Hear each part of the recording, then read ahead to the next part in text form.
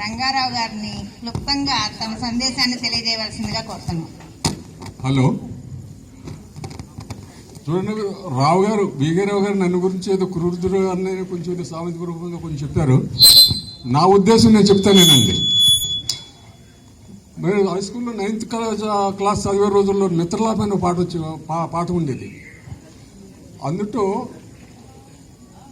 ఎవడో బుద్ధిమంతుడే వాడే వృద్ధుడు, ఏండ్లు మీరిన వాడే వృద్ధుడు అని ఒక పార్వ అనే అమ్మాయి ఇంకొక అమ్మాయి చెబుతుంది.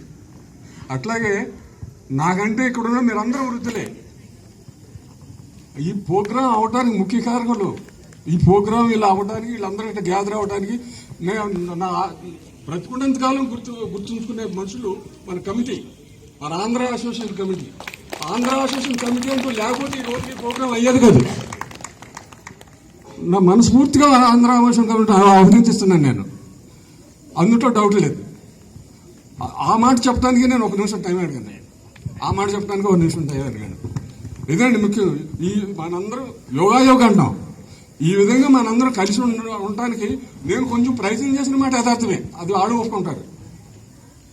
లాస్ట్ ఇయరే ప్రయత్నం చేసాం, రావు గారి చేత అనౌన్స్ చేయించాం మేము, అవునా కదా?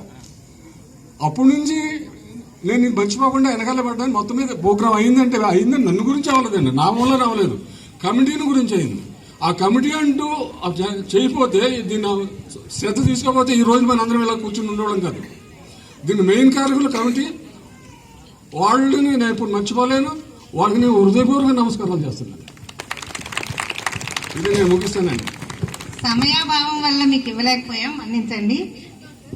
అలాగే పెద్దలందరూ వచ్చినందుకు మనం ప్రతి సంవత్సరం చేస్తున్నట్టు